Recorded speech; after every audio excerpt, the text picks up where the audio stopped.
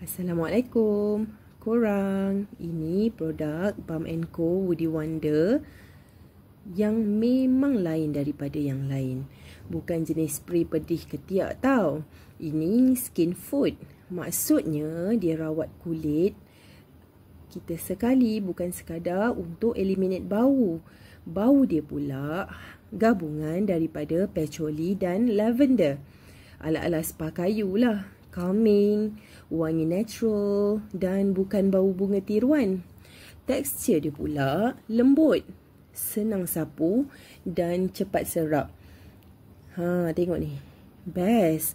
Tak tinggalkan kesan putih dekat baju atau baju berwarna. Saya suka sebab dia ada bahan yang melembabkan dan jaga kulit ketiak kita yang kalau dicukur, kita tak rasa pedih ataupun meninggalkan kesan gelap.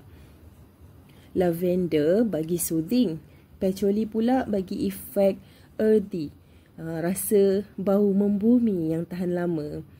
Pendek kata, ini bukan deodoran biasa. Ini makanan untuk kulit ketiak. Bau wangi, terjaga, lembut dan buat rasa yakin bila kita angkat tangan tanpa risau. Cuba sekarang.